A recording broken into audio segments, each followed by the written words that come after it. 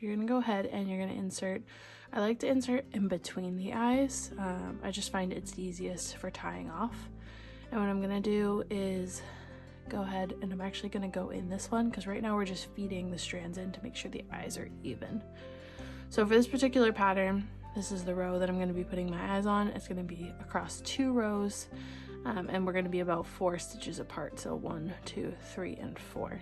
So what I'm going to do is pull it all the way through until I have about equal amounts of yarn coming out of each eye. Doesn't need to be exact. And then that's essentially how I'm going to check the positioning of the eyes. So I just want to make sure that those look even.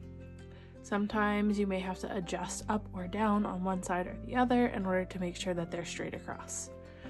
Once you've done that, you're just going to go ahead and pick up one side of the yarn, and this will be the eye that you start on. So for this pattern, like I said, we're going to go across 2 whole rounds, so 2 stitches.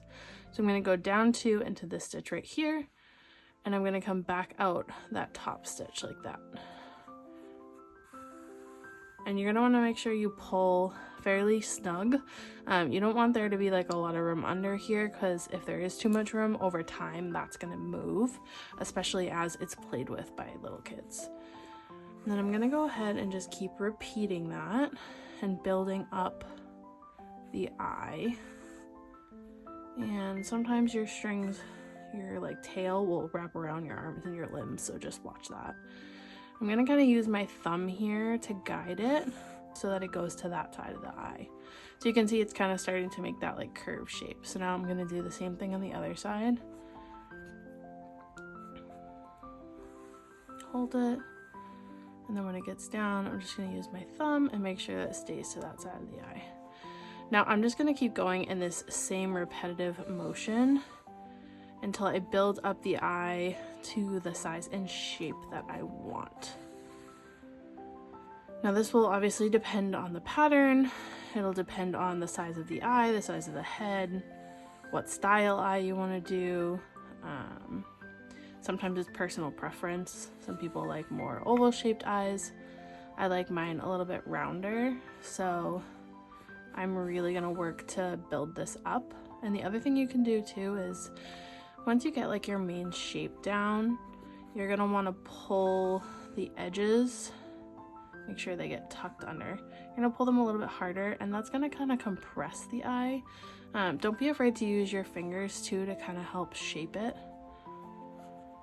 Your needle and your fingers are your best friends when it comes to doing eyes. They're definitely going to help you out the most to get the shape and the size that you want. See, now right now it's a little bit more oval than I would like. Now I am going to be adding white detailing to the outside, so keep in mind that that will help the shape. But I'm going to go ahead and just add a couple more strands to this outside so that I can round it up just a little bit. Now I used to make eyes where I would have the string go in both directions. So like right now I'm going top to bottom, bottom to top rather. I used to go like left to right or right to left, and I just found that over time when I did that, those eyes seemed to move more as they were played with. Now my kids are very aggressive with their toys, so this may not happen with everybody's, but you know, for me this is just seems to be what works better, so that's what I do. So now I've got about the shape that I'm looking for. Right about there. I think that looks good. So now I've come back out the top of my eye, and now I'm gonna make my eyelash. So where you put this can depend on your preference. I usually like to go about 1 stitch over, sometimes 1.5, depending on how far the eye came over onto the next one. I'm just gonna do a bigger eyelash on her, so I'm actually gonna go into this stitch right here and then come out 1 stitch below. Just like that, so can tuck it. So that's gonna be your top eyelash, and then now we're gonna insert your hook back into the top of the eye, basically right under where you just formed that first lash. And now I'm gonna feed my needle out back in between the center of the eyes. This will be where my tie-off point is. So we're gonna go ahead and pull that. I'm gonna pull until I like the look of it. Now, You can see I've kind of got like the skin tone fuzz here. So if you don't like that, what you can do is use your needle to kind of push it down or lift your eyelashes up. This may loosen them, so you may need to tighten them. If you cannot get the fuzz pushed down the way that you want, the other option is you can, when you're done, take your scissors and just kind of like trim that fuzz down, obviously just being careful not to cut your actual yarn.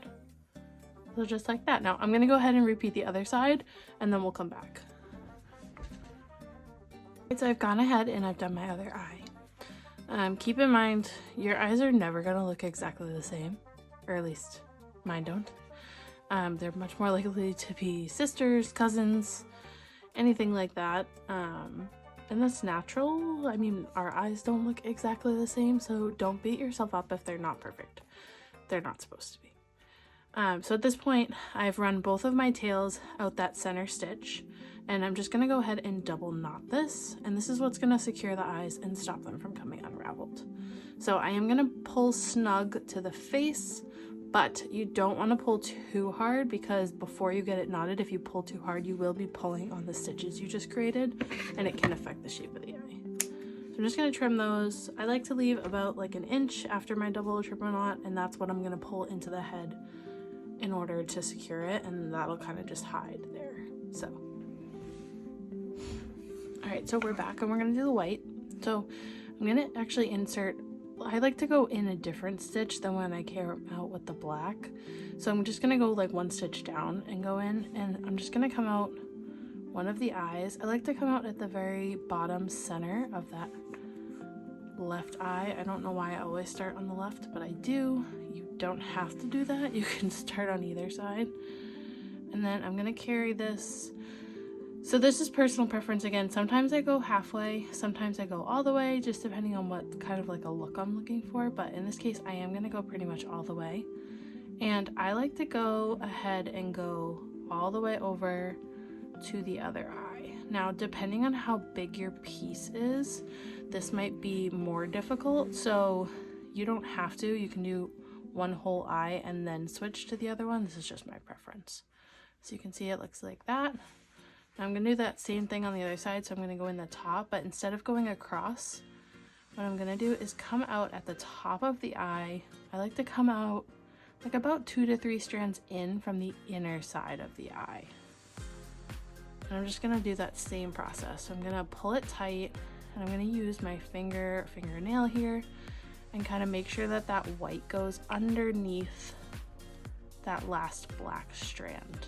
And this is going to prevent it from rolling up over the black over time as it's played with. So now, I like my whites of the eye to look kind of like that. Just like a short, simple little spot.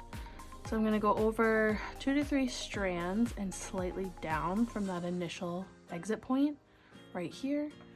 And then what I'm going to do is come out across.